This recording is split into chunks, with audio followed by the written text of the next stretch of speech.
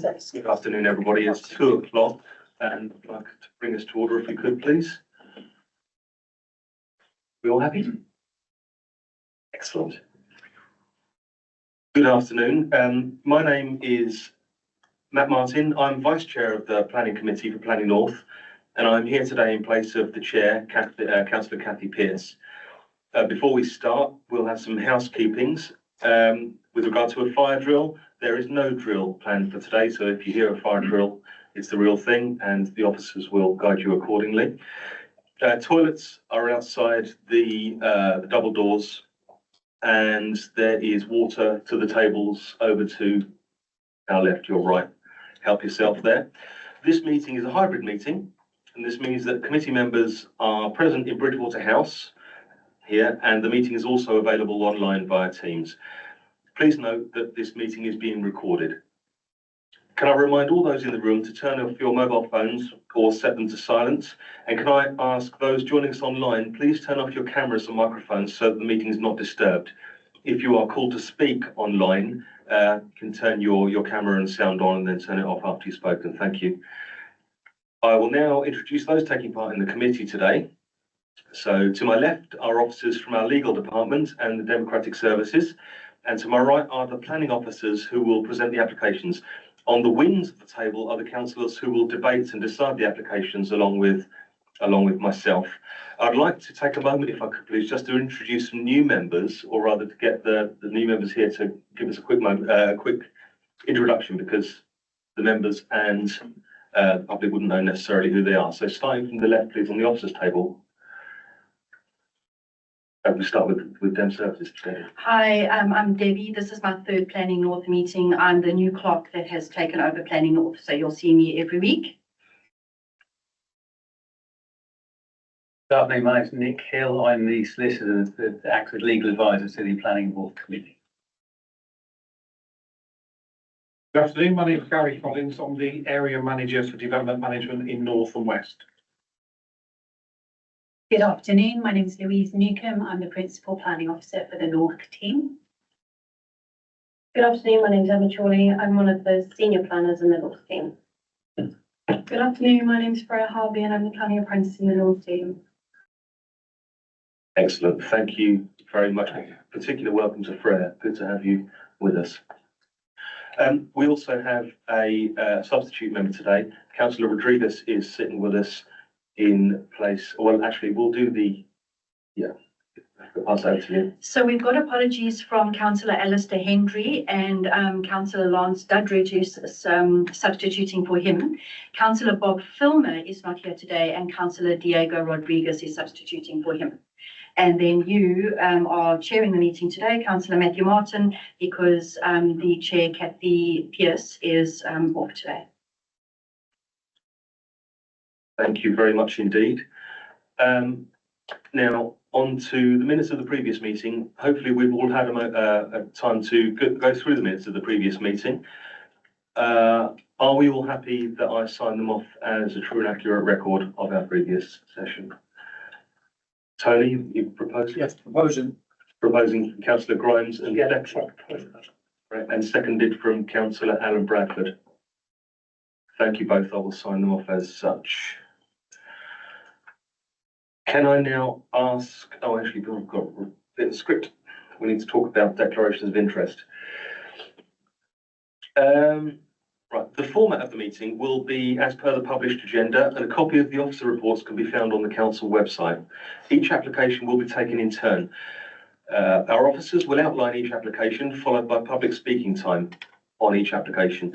Only members of the public who have registered to speak can make a representation, and councillors around the table will then debate and decide on each application. During the debate, there will be a proposer and a seconder for a resolution. Members will vote on the proposal, and only members who have been present throughout the application will be able to vote. The voting options are for, against, abstain, or defer, and votes will be counted and the result announced. We are missing a vital piece of equipment this week, our magic countdown clock. So our colleague Debbie will be doing the counting down on her phone and will announce when we are running out of time. So that's in Debbie's hands. Sorry, with those hands. Done the minutes. Can I ask for declarations of interest? And actually over to you for that. Do we go through declarations? No one has declared anything with me. We go to councillor Grimes. Thank you, Chairman. Pages 49 and 57, they're in my division, but I've taken no part in any discussions on these. Thank you very much. Got councillor Slocum, then councillor Bradford. Thank you. I'm not sure if I've got to this. I'm a member of the Bridgewater Town Council, but I'm not on the planning. I'm not taking any part in any of the meetings to do with planning. Sorry. Thank you. Councillor Bradford. Member of the Parrot Drainage Board. Great, that's the Parrot Drainage Board. Councillor Bolt. Thank you.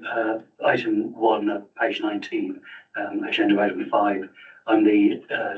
It's within my division, but I've taken no part in any deliberations. Lovely, thank you. Councillor Duddridge. Similar to councillor Bradford, member of Parrot Drainage Board. Lovely, thank you. And then we have councillor Bruce. Same for me, member of the Parrot Drainage Board. Thank you. Parrot Drainage Board, thank you. And then Ben. Just for agenda item 6, that is in my division, but I've taken part in no discussions concerning the application. Great, thank you. And you're missing your name badge thing. I'm not loved. If we've got to take responsibility, you've got to take responsibility. I don't know where it is, but I got in. Ben Ferguson. Do I need to get? That's lovely. Thank you very much, everybody. Declarations of interest. Public question time. Now, we've received no request for public question time. Bearing in mind that that is just general, for each application, there will be public statements made, so you will be called accordingly. So that's nice. And that takes us through, if I'm correct, straight through to agenda item number 5, which is the planning application, land at Model Farm, Waldron's Lane, Wemden. Who will be presenting that for us? That's myself. Wonderful, thank you.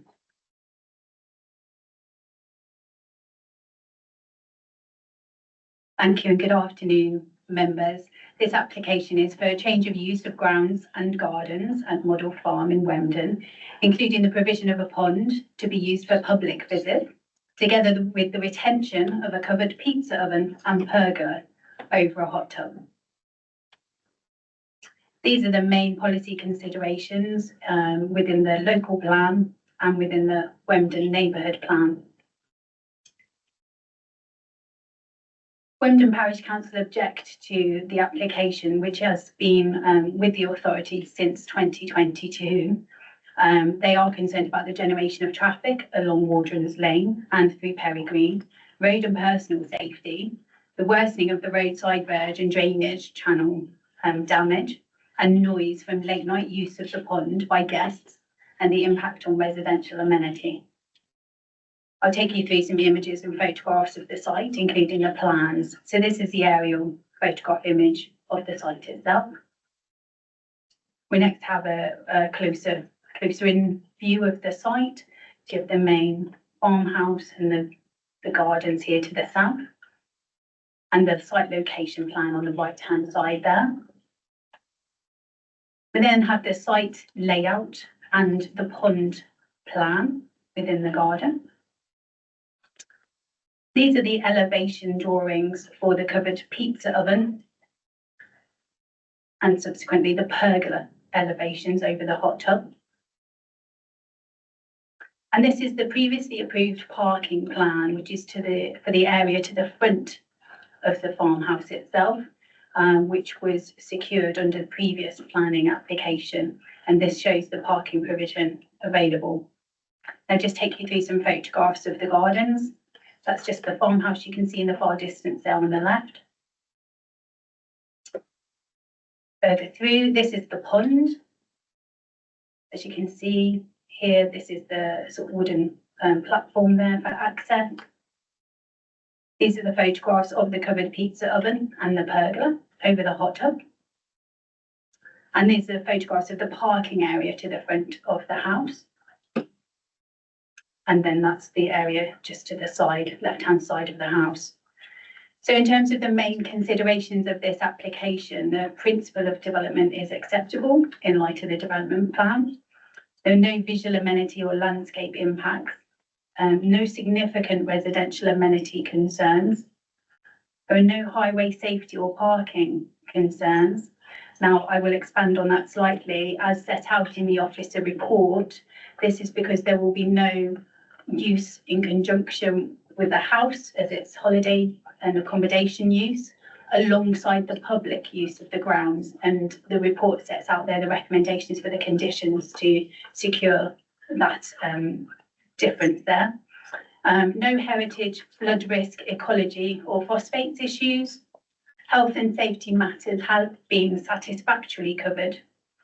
And as just mentioned, there are conditions recommended for you to agree for hours and times of use throughout the year, the maximum numbers of users of the pond, a recording system for the pond use, flood mitigation, additional external lighting, the car parking area and provision of cycle parking.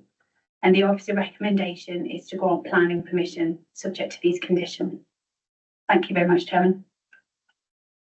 Thank you very much. That was comprehensive and insightful. I will now go across to public speaking. I understand that we have both, or rather two public speakers on this, both of whom are in the room. Can I call on Mr. Garth Young? Yeah. And once again, apologies, Mr. Young. We don't have the big countdown thing, but Ms. Widows will let you know when you're in time. You can start speaking whenever you're ready. Thank you. Yeah, no worries. Okay, so go ahead. Okay, firstly, I'd like to introduce myself. My name is Garth Young. I'm the son of the owners of Model Farm, David and Rosemary Young, and I'm here today speaking on their behalf as they're currently on holiday.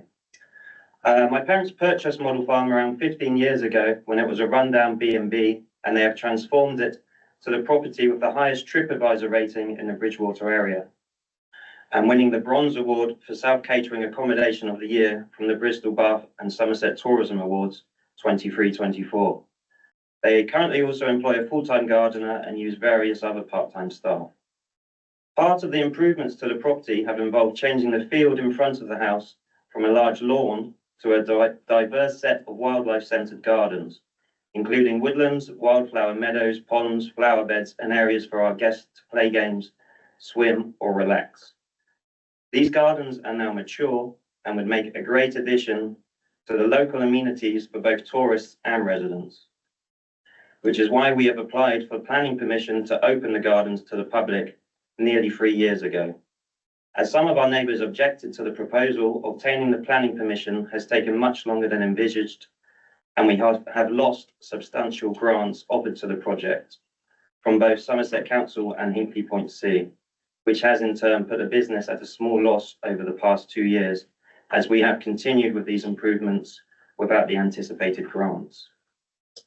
Over the past 15 years of owning the property and running an ever-improving South Catering holiday let business, we have received under 2 complaints a year, mainly from one of our neighbours who is in close proximity to our loggia, which is a covered outside barbecue area.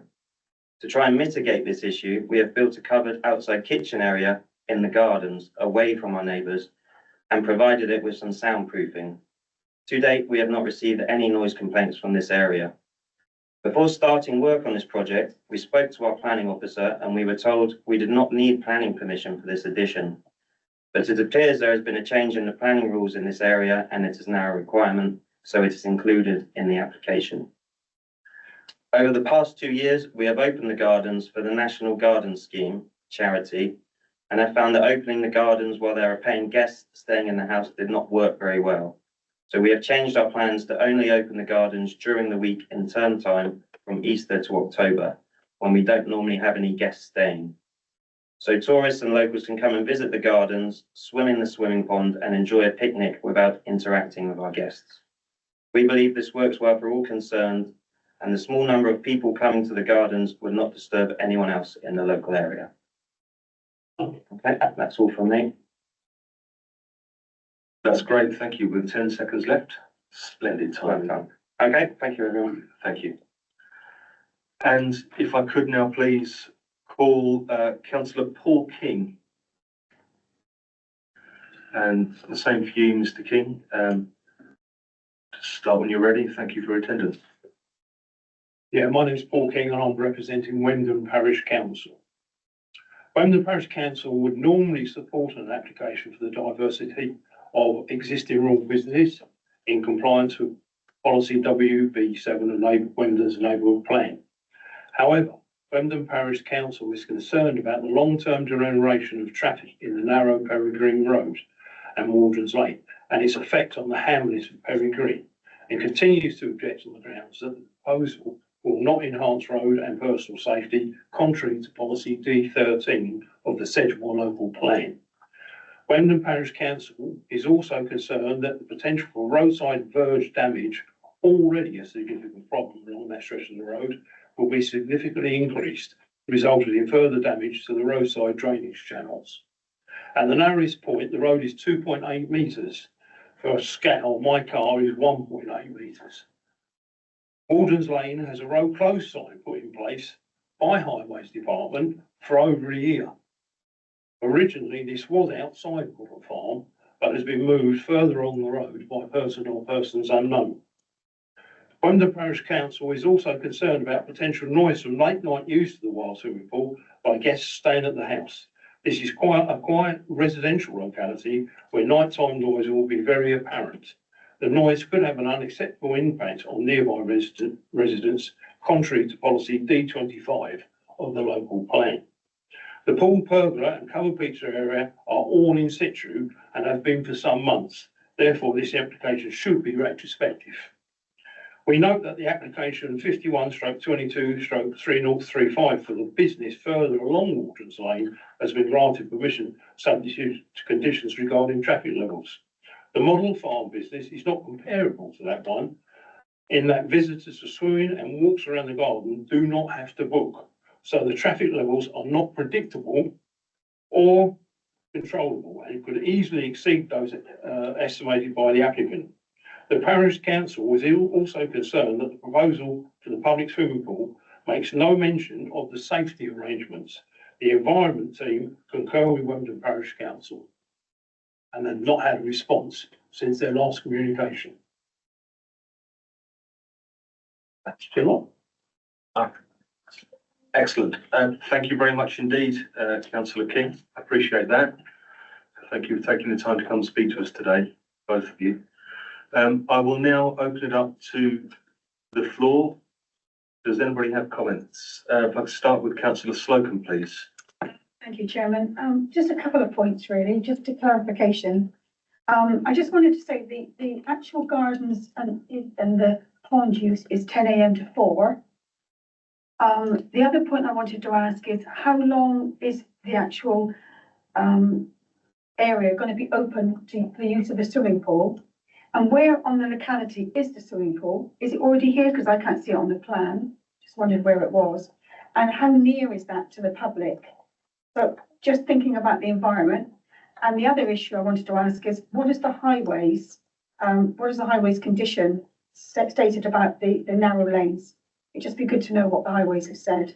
There isn't anything in here that says standing advice. I just wondered, is there any update, please? Okay, thank you very much. There's a clutch of questions there. Do you want to take those first? I think there was 4 questions there. Over to you, please. Yep, and apologies if I've missed one of them. So I think the first was relating to the hours of use of the gardens and ponds. Yes, under this application, we are considering the opening of the gardens for the public and the use of the pond and the other areas that the public will be coming into. That is controlled by the suggested condition. Let me get the right number here. Number 3, which is the use of the gardens and pond by the public shall only take place between the hours of 10 and 4 and between the specific months of the year. That's what we have the power to control under this planning application. And as I know some of the comments raised from the Parish Council about the wider use of the site, that's not under the matters that we can consider as part of this application. That relates to the use of the property itself and the wider grounds by the occupants that are renting out that accommodation. So that's not before us today to determine as part of this application. I think the next point I had down was again your query on opening for the swimming pool. Yeah. Likewise, there we are controlling the use of the swimming pool by the public through this application, not covering or addressing the use of the pool by the occupants of the of people staying. Sorry, the guests and the accommodation itself. Even the red line of this planning application does not include the house itself. This just covers the garden areas and those structures that are in the garden and the use of those.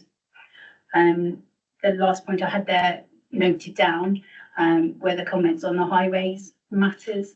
So as set out in the report, we have had consultation responses from the highways team. Let me find the page reference, page 24. And they have acknowledged the location on the narrow single width lane.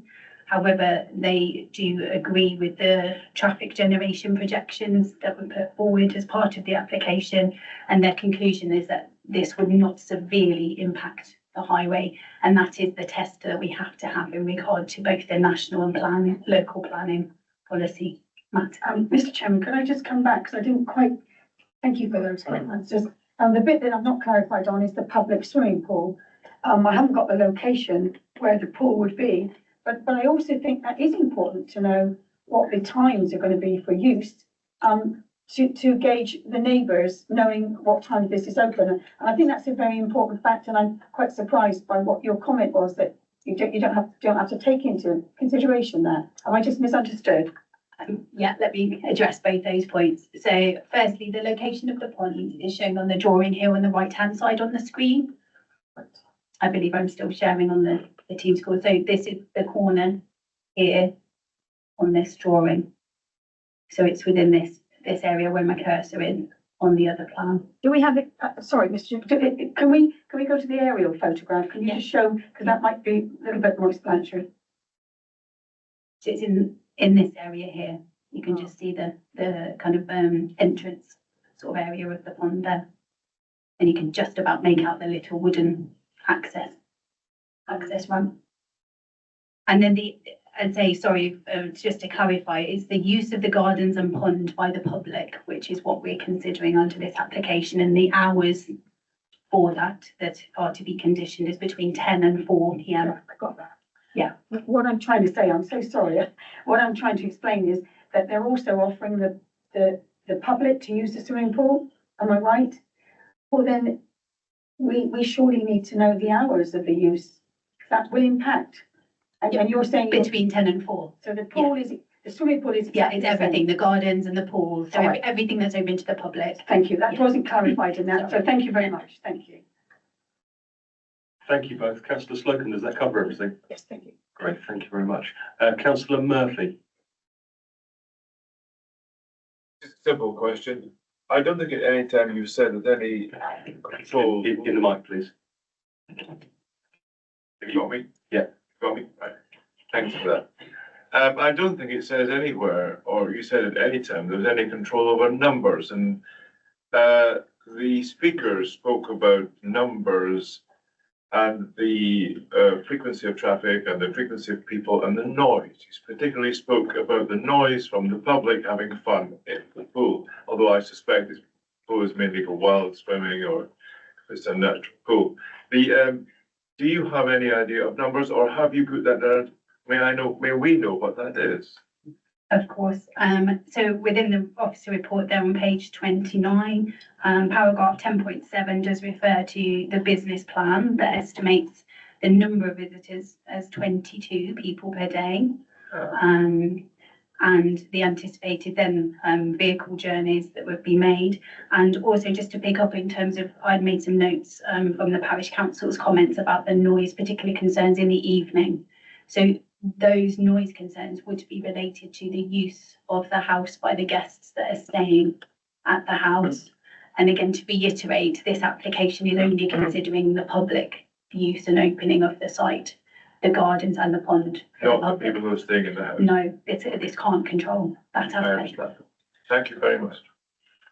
Thank you, councillor Murphy. Sorry, can I come in? Sorry, yes, any word? Just one more point of clarification for members. Condition 4 that is recommended does actually control the maximum number of users of the pond at any one time. And that was actually imposed as an outcome of the discussions both with environmental health in terms of the safety aspect of the use of the pond, but also in terms of numbers in generation and noise type related issues. So that does secure the number at 12 and a system to then control and monitor that in due course. Could you go over that again? You said 22 before, Sorry, yeah, 22 visitors to the wider site. So that's the gardens and the pond, not to the pool. not just the pool, no, the entire site And then, being open. That's anticipated to be 22. And then we are restricting a maximum number of users in the pond. at any one 12. time, Yes, it'd be 12. yes. Thank you. Great stuff. Thank you both. Councillor Bolt, please. Thank you for that. I think you've answered one of my questions. The noise complaints, etc., to do with the guests in the house. That's nothing to do with this application. We're just talking about the grounds and the pool now, which is 10 to 4 and maximum of 12.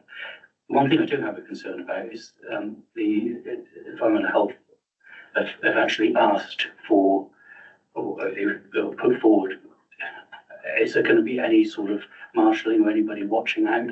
And I know a lot of places, if there's a single swimmer that comes along, they're not allowed in.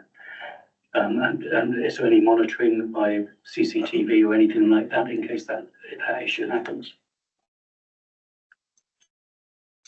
Yes, that had been discussed with our environmental health team, the health and safety aspect, and they did look at, and the applicant provided a sort of risk assessment for the use of the pond. Now, that's something that we wouldn't be able to control in terms of planning terms. It doesn't come under our sort of planning legislation in terms of controlling that, but that has been provided. Environmental health were more than happy with the contents of the arrangements in place for the use of the pond. Thank you. It just wasn't clear and under the section with the environmental health. That's great. So what we're saying is that there is going to be some sort of safety system in place to ensure that we don't have anything. I realise that the pool's only 1.2 metres deep, but even me, I disappear in 1.2 metres. So yeah. That's it's addressed in 10.19 in the officer report. Yeah. So yeah, we have that provided. A risk assessment has been provided. Right, but I was hoping that we'd be able to see it, but obviously that's not part of this plan. I think it's not on the screen there as part of the presentation, but it is part of the planning application. Sorry, I didn't see it in the paper, so that's all. No, it's referred to in the report, not the actual document. Thank you. Thank you, Councillor Bolt. Do we have any more representations from anybody? Councillor Bruce, thank you. Can I make a proposal, Chair? Please do. I'd like to propose that we approve the application with the conditions recommended. Proposed by Councillor Hilary Bruce that we approve, and Councillor Slocum? Yeah, I thank you for answering the questions very well. I think there's still the issue about the pool. I don't hope there's going to be safety measures in place, and I'm sure there will be, but no, I think this is a very good enterprise, really, and yeah, I'd like to second it, please. And that's seconded by Councillor Slocum. Thank you both. If there are no more, I'm not going to get involved in that. Are there any more any more comments or suggestions from anybody? No, you're all happy, Councillor Grimes, excellent. In which case, I think we'll take it to a vote. Could all of us in favour of Councillor Bruce's proposal to accept the officer's recommendation, please raise a hand. That is unanimous. Thank you all who voted to accept the officer's recommendation and approve that. Thank you. Which takes us straight on, if we could please, to agenda item number 6. Councillor Martin? Oh, yes. Oh, sorry, Councillor Ham. Oh, I do apologise. Councillor Ham, yes, I have a comment to make. But you first. Apologies for being late. A couple of tractor issues on the way. I have I am just making an objection to the next item Yes, on the Cheddar agenda. That was, I believe, to the original application. There have been amendments since then, and the highways consideration, which was the main one I was concerned about, has been addressed, and highways are now happy with the application. Now, I will take advice as to whether I need to leave the room or whether I can take part in the discussion, so I come with no preconceived agenda now. okay, we'll take advice on that in a moment. That's on agenda item 6, yes? The one that's coming up. The one's coming up. Thank you. I just do want to make a comment on the previous one. Councillor Ham, you were away for the beginning part of that conversation, and as such, even though I counted your vote, you weren't allowed to vote on it. Oh, yes, no, sorry. I was here when you started talking about it. Were you? Yes. You said now we go to agenda item 5, you said. Sorry, I'm not ignoring you. I didn't ignore you on purpose. No. In which case, I apologise for your grand entrance, or missing your entrance. I didn't wave my hand enough, did I? Lovely, thank you. In which case, ignore me, ignore that last statement, everybody, and we'll rattle on straight to agenda item number 6. Thank you. That is taken by, who's taking 6? Oh, lovely, in your own time. Thank you. Councillor Martin, do you want me to leave the room or am I? You said you. I have no preconceived idea now that the highways have now approved would now have no objection to it. Okay, no, that's fine. Okay. Yeah. Thank you very much. Thank you. Good afternoon. This is an hybrid application at land at the West Hollywood House, Hannay Road in Cheddar. The application is outlined for the erection of up to 4 self-built dwellings with full planning permission sought for 2 self-built dwellings and the associated access. Sorry, be quiet on that. Sorry. Just before I go any further with the presentation, I just wanted to advise of some amendments that are necessary to the recommended conditions that are set out in the published committee report that you'll have. Condition 14 is a duplication of condition 13, and so in the event that permission is granted, it would be suggested that that is deleted. So that's the deletion of condition 14. Furthermore, there is a necessary amendment to condition 16, which refers to the outline plots as plots 2 to 4. It's actually plots 2 to 5, and so that's just an amendment to ensure that that 5th plot is covered. Within the body of the report, so there is a reference to a materials condition also, but again, that unfortunately has been missed from the condition list. So it would be part of my recommendation that that's added, and if it goes with a recommendation for approval, then I've got the wording there ready to look at later if necessary. So just before you now is the overview of the most relevant local plan policies and neighbourhood plan policies there. It's also got particularly pertinent planning history, so outline consent has been granted for a similar development under the emerging local plan in 2017 and a variation of condition in 2019. So the application has lapsed, but obviously given its recency, it is relevant. So just to where we are, this is an aerial image showing the site in yellow. So we're up to the north of Cheddar. And just slightly more zoomed in, that aerial image is this kind of field parcel here we're looking at. It's sat next to the location plan, so you can see it etched in red as well. Just to the west of the site as well, you can see the Round Oak development that is coming forward, just to give you some context, and that's Axbridge Road Crossroads that's there in the centre. And this plan extract shows the existing settlement boundary that runs along south and round to the east of the site, and that Round Oak allocation that's being built out just to the west of the site. And then if we move on, just to again give you context, this is the application site just to the bottom right hand corner, next to that crossroads that we used previously as a point of reference, and that's the details of the reserve matters for Round Oak that's being built out. At the moment, these are some photos taken from that crossroads. So it's a really rainy day, so they're not brilliant photos. But this is looking into the site from there, and then this is further along Axbridge Road, just looking at roughly where the access would go. And that's further on again, looking kind of southwest into the site. And then again, just looking, giving you that overview. And then here we're looking, the site's just out of view there, but just so you've got some context of the street scene, so you've got the built development opposite as well.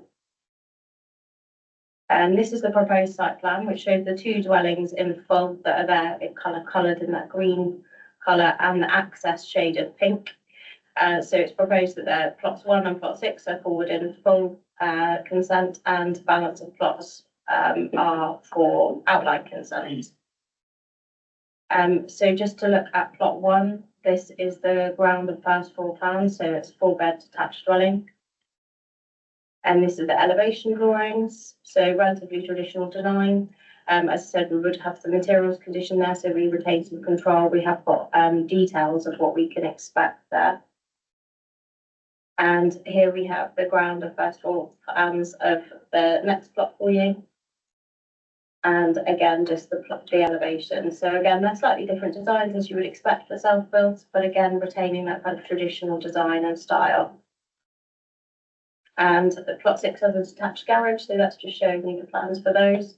And the other plan that's there for you is an indicative drawing, so showing plot 6, the full details, and then just indicative drawings for the others. Now, in terms of the main considerations, the proposal is outside of the settlement boundary. Development's only allowed where an exception policy applies. In this case, it's coming forward under policy D9, self-build, on the basis that it is well related to the settlement boundary for Cheddar, the tier 1 settlement. There's 2 conditions that would be applied. One, kind of tying down the development of full plots, and a second, ensuring that the outline plots are also for and need to come forward as self-built. So it will be for the developer of those to submit a reserve matters in due course. As a hybrid application, we only have full details of plots 1 and 6, which I've shown you, and the proposed site layout demonstrates that 6 dwellings can be accommodated comfortably within the site. So it's broadly similar in terms of layout to what we had previously. As I mentioned, both are detached dwellings of differing designs, relatively traditional, and are considered to be in keeping with the surrounding area, with that materials condition proposed just to ensure we retain a degree of control. In terms of residential amenity, it's considered that the plots are of a good size and scale, and that there's sufficient internal and external space and no unacceptable overlooking. Ecological impacts. Previous application was supported by an ecological impact assessment that's been reviewed by Ecology, and they've confirmed that again there's no HRA required. They have recommended a series of conditions which were included. In terms of highways impact, it's correct there was initially an objection, and the applicant's done a lot of work in terms of amendments to the proposed access. And highways have been reconsulted on a couple of occasions of those amendments, and they've worked with them and confirmed that they no longer have an objection, subject to conditions which again are included in the recommendation. A condition is also there to ensure that all of the necessary works in terms of delivering the access into the site in its entirety is delivered in advance of occupation. The application site is within an area of high archaeological potential, and no objections are raised. And just to recap, that there are the amendments to conditions that are suggested, but subject to that, my recommendation is that permission is granted. Thank you. Thank you very much indeed. Now, I understand we have one public speaker online. Yes, it's the agent in this matter, and his name is Kit Stokes. Excellent. Now I can't see Mr. Stokes, so I don't know whether he's ready to go or not. He is there. I can see him. Would you like to speak? I'm not timing now yet. Don't worry. Okay, I can speak and I'll keep it brief. Thank you, Chair. Thank you. Okay, yes. Briefly, okay, thank you, Chair. Sorry I couldn't make it today, and thank you to the planning officer for a comprehensive explanation of the scheme. The only things I would like to add are just the benefits of a self-build scheme such as this, where we have the freedom to design and build houses that suit individual needs. That might be disabled or elderly needs. They can save costs and be more cost effective. Energy efficiency, reducing long-term utility costs, but also the benefits of using local building companies and local tradesmen. So it helps with the market diversification. I think you've seen on the aerial photographs that the site is surrounded by housing, and as Emma had said, we have looked to identify any of the highway issues such as visibility and pedestrian safety. So over to you. Thank you, Chair. That's splendid. Thank you very much, Mr. Stokes. And with no further speakers, I will open it up to the floor, please, starting with Councillor Bolt and then to Councillor Slocum. Thank you. Reading the papers, I'm only seeing that there was one objection, and that was to do with the highways, which I believe has been withdrawn. With that in mind, it says something about the parish council, but it was put to the committee for the objection to do with the highways. It's what is written down. Is that correct? Shall I cover? So the parish council had objected as well.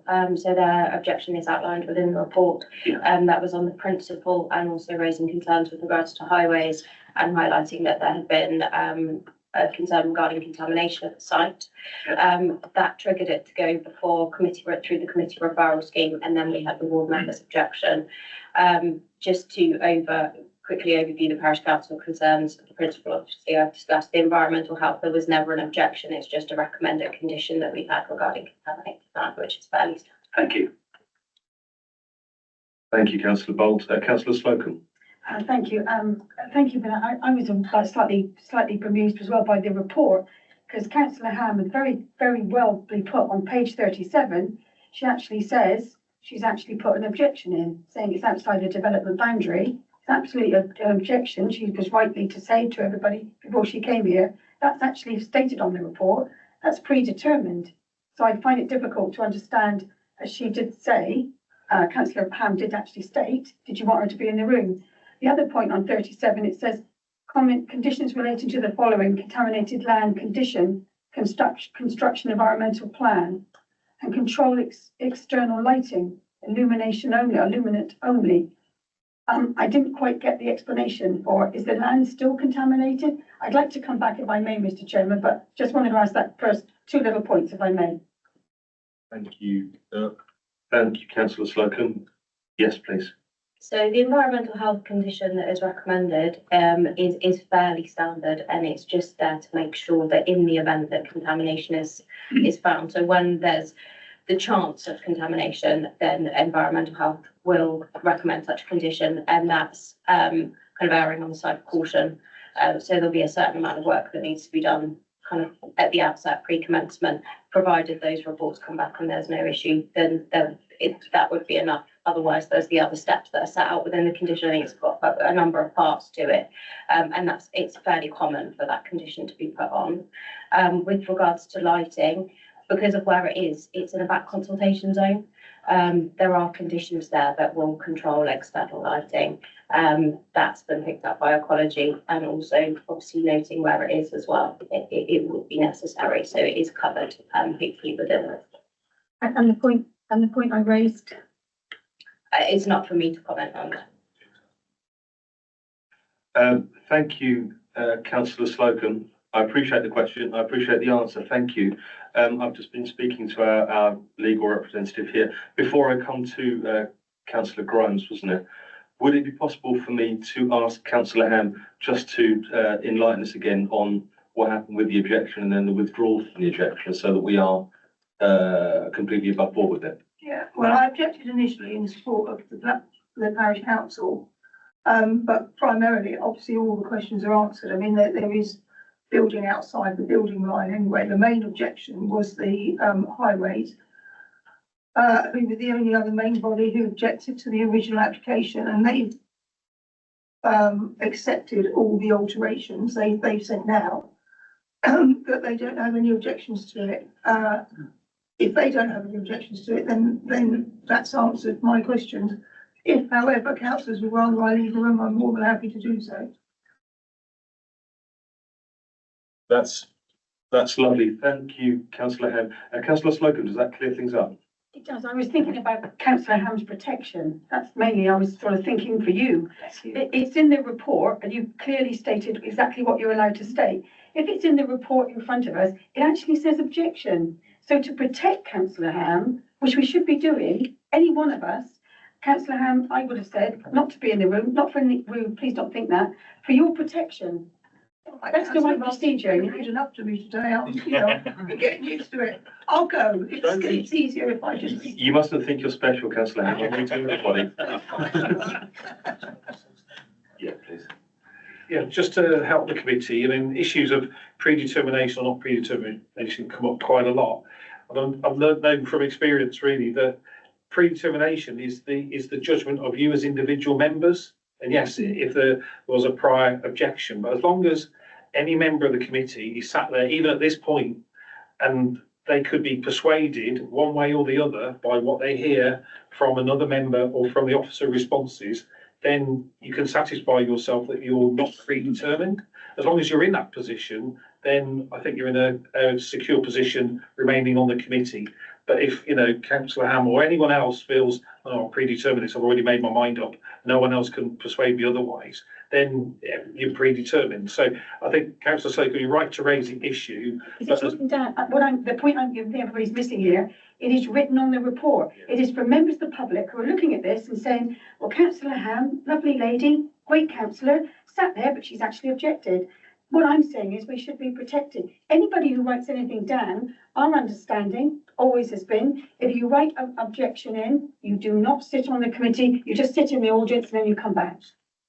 I think a statement that would put an individual member at risk of predetermination is if the councillor said, I object and I will always object to the development of this site. That is a predetermination position that you can't be persuaded one way or the other. And I think as long as the individual members satisfies herself that issues have been resolved, then it's an individual member decision. We can't tell a member, no one here, that they are predetermined. The point I'm saying is then that should have been taken off this report. Page 37 should have, if councillor rightly so had changed her mind, and before this report was printed, what we should have done, find a way of getting rid of that bit, because everyone is seeing that. That's the point I'm raising. Can I just say, councillor Slocum, I did the refresher training this morning. And the advice quite clearly was, if you previously had a concern, but you said you don't have a predetermination and you're willing to listen to all arguments and discussion, then there's no reason why you shouldn't take part. But again, I don't mind either way what you want me to do. Before we continue, I think we're all on the same page, and I think we're in danger of arguing the same point, but I'm going to pass it across to our learned friend. Thank you, Chair. Yeah, I think you're right in saying we are all on the same page, and councillor Ham has summarised her position. She's just done the refresher training. She's clearly demonstrated it in the committee that she hadn't predetermined the matter. She's open to hearing the debate in full, and on that basis, she can stay in the room, participate, and vote. But it's always the same problem. You have written reports, printed reports, written reports that have to be finalised at some stage and distributed, and things move on after that. So that's the situation. I'd just like to say, point taken. I'm glad I know that now, because I'll tell you the truth. Sometimes I have done something, come to the committee, changed my mind, but thought because I've written in an objection, we've always said we weren't allowed to be in the room. So thank you for that. I think that's clarified it very well for us. Thank you. I think it does. Thank you, councillor Slocum, for clarifying that. But now I've actually fallen foul of this in my previous life when I was at Mendip, to have made a statement or a decision or along those lines, and then requested for it to be taken off the public document, and then have it been noticed by somebody that had been removed from the public document. And I got into a hell of a lot of trouble for that, which was awkward. But I think we all agree that's a good resolution. Thank you very much. To continue, I would like to go to councillor Grimes, please, and then councillor Bruce, and then councillor Bolt. Thank you, Chairman. I think just on that subject that Councillor Slocum was talking about, and I totally agree with her actually. In the past, we've been advised if you make a recommendation like that, then you should stay out of the room. That was always the advice in the past. Now it seems you're telling us that's not quite the case. So I don't want to harp on that, just wanted to make that point. On this application, I don't have a problem with this. I think all the conditions have covered everything, and I'm quite happy to move the recommendation. Thank you, Chairman. Thank you, councillor Grimes. Just to confirm, that's a recommendation that we approve this application. It is indeed. Thank you very much. I'm going to go across to councillor Bruce, please, and then to councillor Bolt. Thank you, Chair. It was just a note, as long as I'm concerned, as long as there's a note in the minutes to say that councillor Ham withdrew her objection before starting the debate, I think that would cover it personally. But and on the second point, I'd like to second the proposal. Thank you. Great, so thank you. So we have a seconder from councillor Bruce, and can I just confirm with Democratic Services that that note will be put in the minutes? Definitely, I've already done it. Brilliant, thank you very much indeed. To councillor Bolt, please. Beaten to it by councillor Grimes and Bruce. Okay, lovely, thank you very much. Do we have any more comments, suggestions? No? Oh, sorry, councillor Bradford. Thank you. Thank you. I'm a bit confused. Been on the planning committee now for 18 years, and these things do have a conflict sometimes. What I can say of it, but for clarity, sometimes it's better to be out the room. Sorry, leave the legal back. Yeah, sorry for clarity. I've been out the room enough times in my 18 years. Right. For the head teacher. And regarding this application, it's nice to see everybody obviously been working together on this one to achieve final results, and I think that's good, and that's a lesson to anybody really. It just cuts the expense out of the people who are doing it, and eases the workload for the planning officers if you can all work together and get something like this resolved. Okay. Self-build. Becoming more and more popular. In 18 months, I've seen self-build go from here to here. I'm a bit of a devious fellow, so I'm going to think it's probably the sill payments doing this or that. But would I be right in thinking this? Because you live in it for X number of years, you haven't got to pay any sill payment. Is that right? Harry on that one as well. Everybody's gone shaman, I don't know why. So just to confirm, with regards to self-build policy, our self-build policy in the North area allows people to bring forward sites that are infill within the countryside or are well related and adjacent to existing settlements. So they've got identified settlement boundaries. So it opens up development in otherwise areas where we wouldn't necessarily be able to accept market housing. So it's an exception policy. So that will always bring forward, or you would hope that it will bring forward new development. With regards to sale, you're correct that if, assuming that all of the correct procedure is followed in terms of exemption forms, then there is the ability to not have to pay SIL, provided you follow the due procedure and you reside in that property as your main residence for a period of 3 years at least. Thank you very, very much for that. Thank you. It's well done. Thank you, councillor Bradford. That was bringing clarity, that's useful. I wonder if I could ask for a comment on the sill payments thing for no other benefit than just to satisfy myself. Let's say, for instance, that a house were brought forward and constructed under self-build, and then by mistake it was put on the open market and sold. What would happen? So in such a situation, that would be in breach of self-build conditions. So where we have a full permission or reserved matters permission, we condition it so it's specific to the applicant or the known occupier. So we've got that here for plots 1 and for plot 6. So it's also a requirement under policy D9 that the applicant and future occupier is fully involved in the design of the dwelling from the outset. So it's not possible to simply remove or vary that condition. If you wish the plot to be sold, then somebody else would need to evidence that they comply with all of the self-build requirements and put in their own reserve matters or full application, setting out how they comply, and then the officer would make that assessment against D9 again.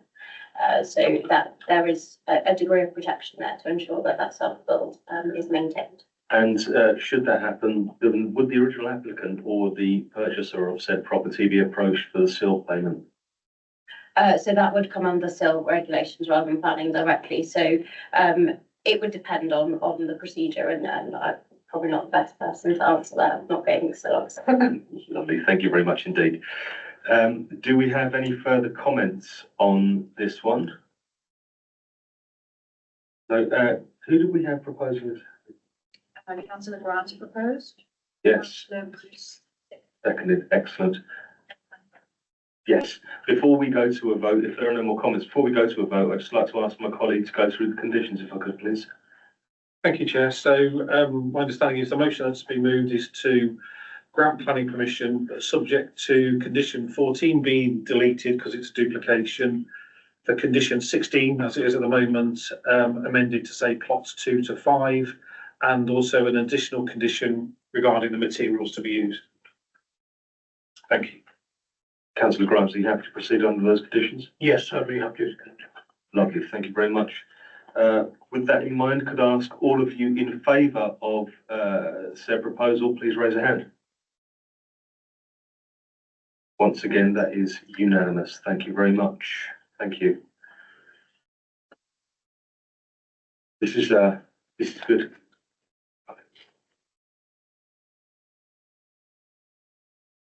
Just going to let Councillor Bolt is going to shut up another meeting, a very important meeting. And with you, best of luck. Yeah, cheers, thank you. See you later. We'll crack on, please, to item number 7, land at Knoll Lodge, Church Road, East Brent. Who's taking this one? Oh, lovely. In your own time, thank you very much. Thank you. This is a full planning application alongside the listed building consent for the demolition of a 2-storey brickwork extension with a tiled roof, the demolition of a single-storey lean-to with a tiled roof, and erection of a conservatory to the north elevation, finished in aluminium frames and rendered blockwork. And this is before the committee due to the parish council comments being contrary to the officer's recommendation and disparity in conservation officer comments. The main considerations from the Sedgemoor local plan for this application are D1, D2, D14, D25 and D26. This is a Grade 2 listed building located in the parish of Brent Knoll, accessed via Church Road off of Brent Road, and can be seen here. This is a more zoomed in picture of the location plan, and you can see Knoll Lodge is here. And these are the 2 block plans. Here you can see the existing block plan, and this small piece is to be demolished. This is the 2 extensions, and this green piece of fabric here shows the size and scale of the proposed conservatory. Excuse me, so sorry, it's not coming through on the presentation. Is there a reason for that? I don't know. It normally does.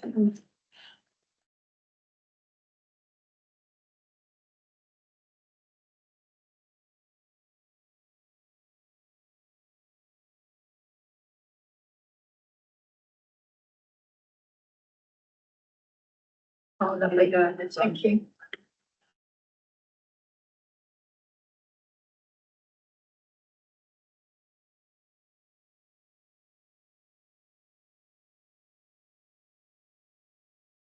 That one.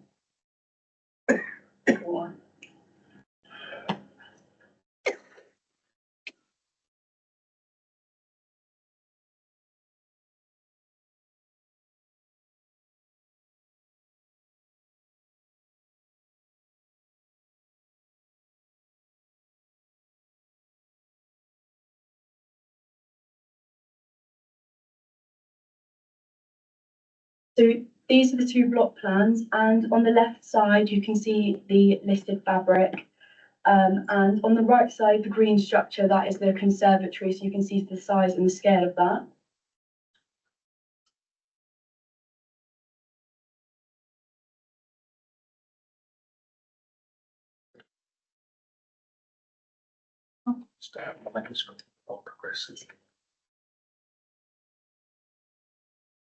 Apologies if you're following us online. We have a minor technical thing with the presentation. Back within a second. Yeah. So you can see the block plans. So this is the small bit of listed fabric on the existing property, and this green piece is the size and scale of the conservatory. Here are the existing elevations, so there will be no change to the south, west and east elevation. And on the rear elevation here, it's this bit to be removed. So the stilted extension is here, and this is the porch. Just if you're using your cursor to show where bits are on the plan, can you make sure you're on the right screen? Yeah. That's all.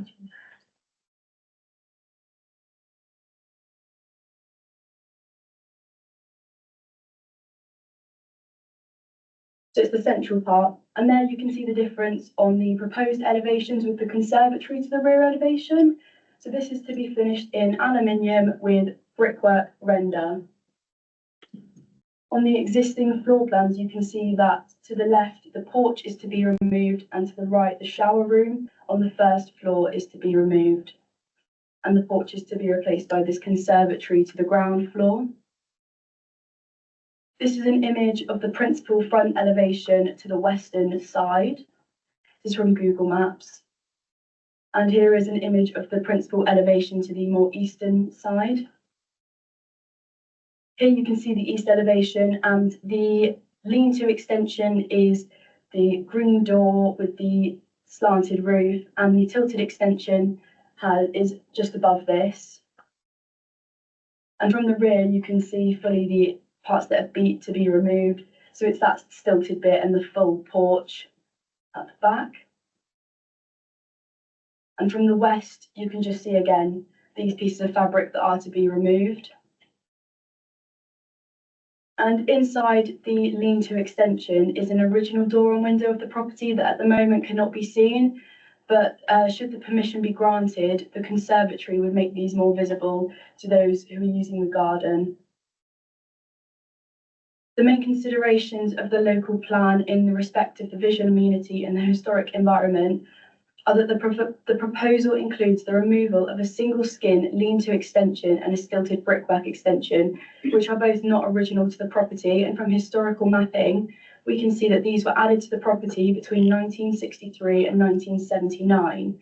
And therefore, due to these extensions not being original to the property, it would be seen that the removal of these two pieces of fabric would cause neutral harm to the listed building. The Parish Council have raised concerns with the proposed materials, and though this would be a modern style extension, it would be seen that the appearance would not be detrimental to the listed building, as these are complementary materials. Additionally, in 2017, there was a previous application granted to remove the same fabric, and this application is considered a material consideration of great weight for this planning application. And as this was supported and approved previously by a conservation officer, it would be seen that this would still be acceptable, as there have been no major changes, no material changes to national or local planning policy since this was granted.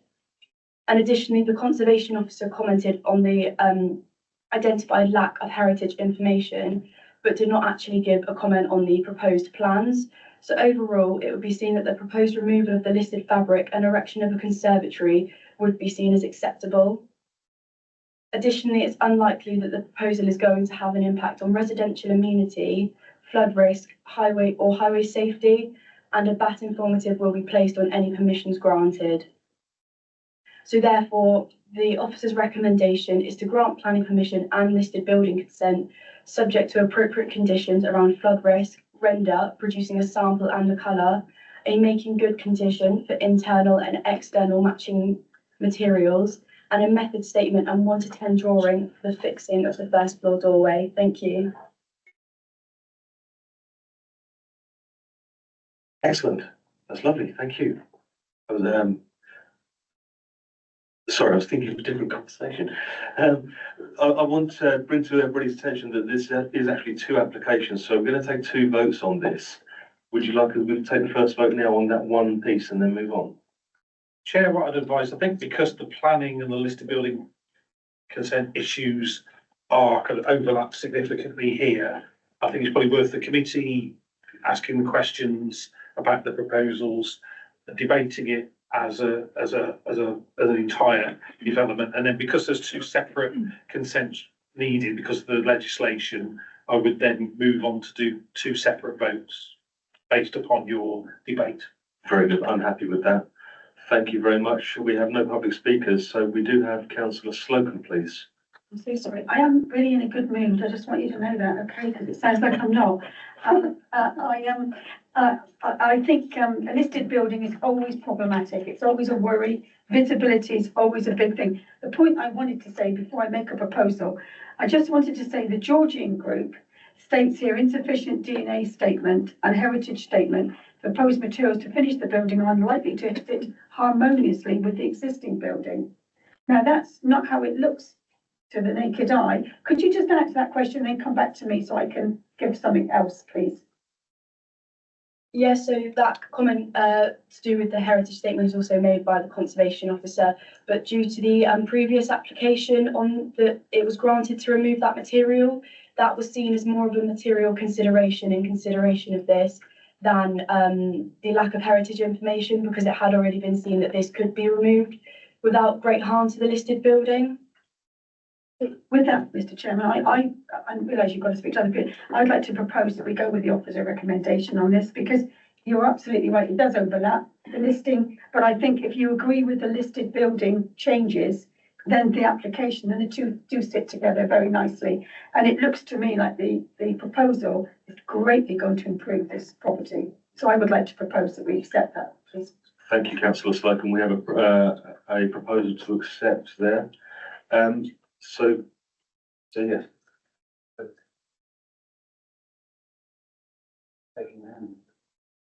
Yes. Is that both items? Yes. Yes. Yeah. Okay. That's what I meant, sorry. Thank you. To councillor Grimes, please. Thank you, Chairman. I don't have a problem with removing the structures that's there, because it hasn't always been there. I have a bit of an issue with the white bars on the conservatory, but apart from that, I don't have an issue with this, so I'll second the recommendation.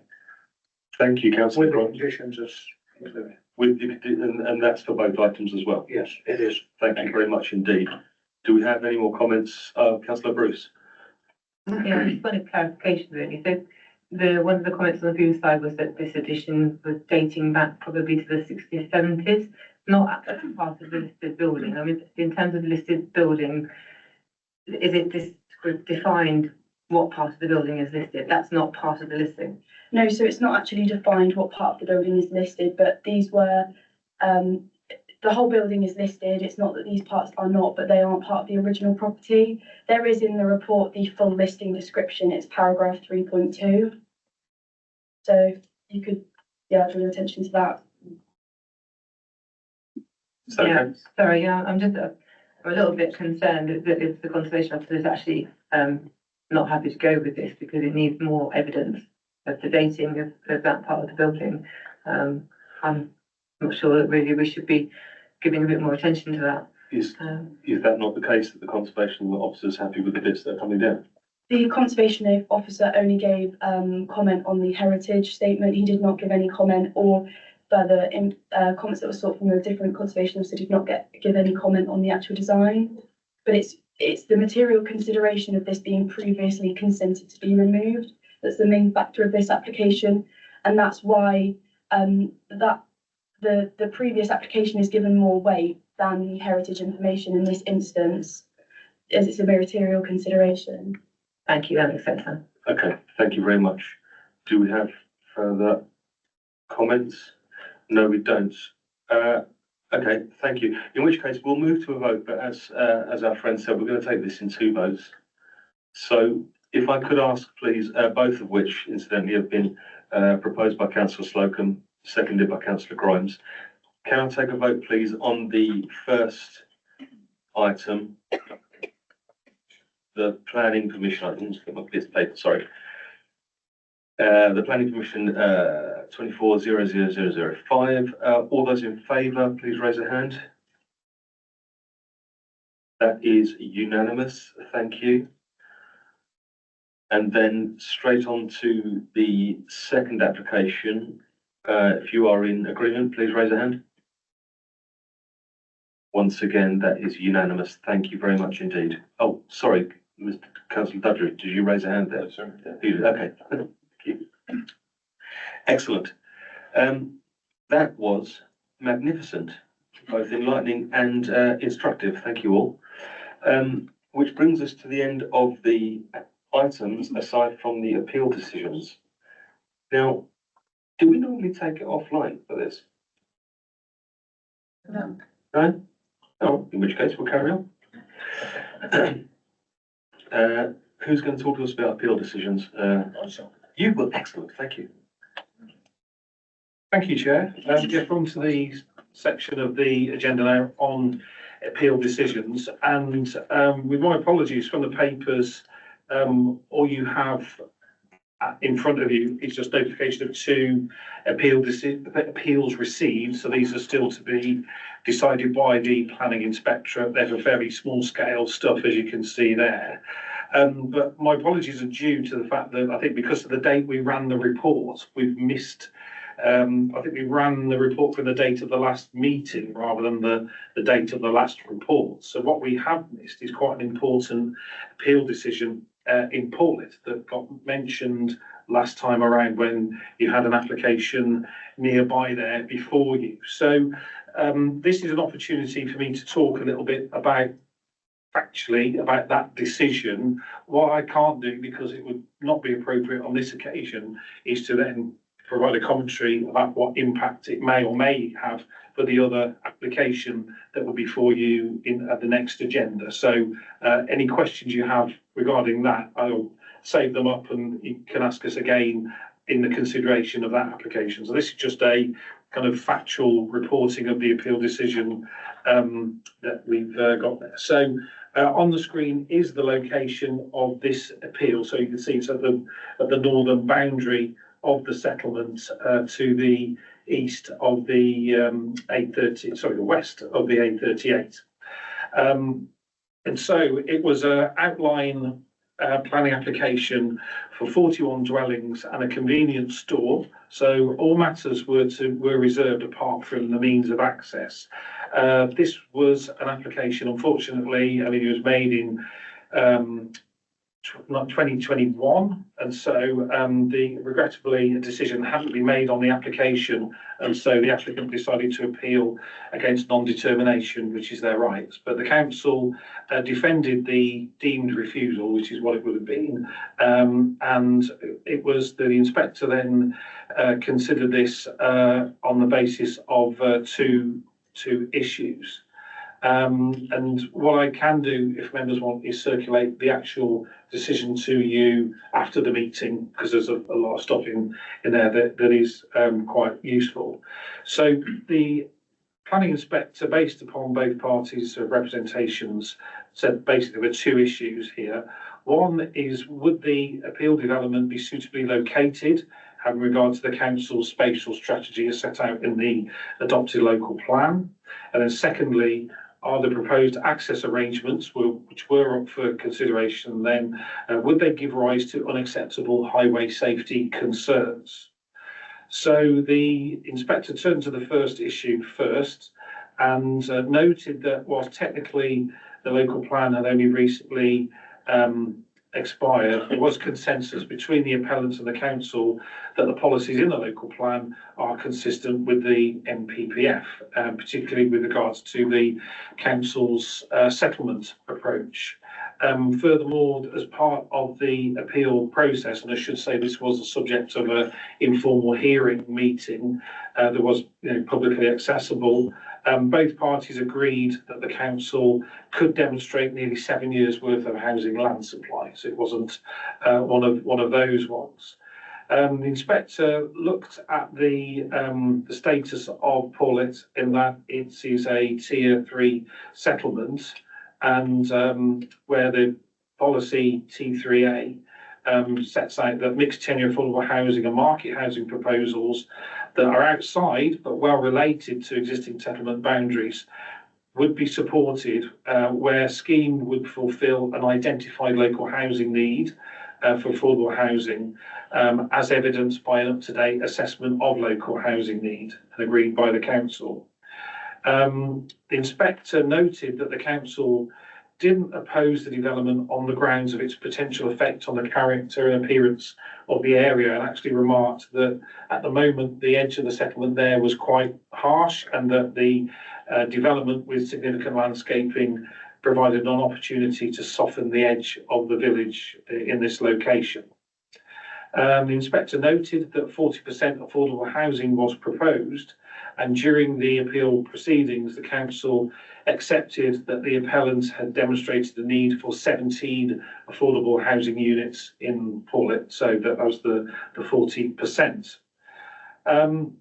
So the inspector looked at the scale of the proposal, really, what it was, and considered that although 41 dwellings would result in a 10% increase in the resident population of the settlement, they felt that in his view, they would be modest in terms of the size of the settlement and would not seriously undermine the planned approach to the distribution of developments, and felt that did not subscribe to the view that it would be inconsistent with the size of the village and would form felt that it would form a natural extension of the village northwards.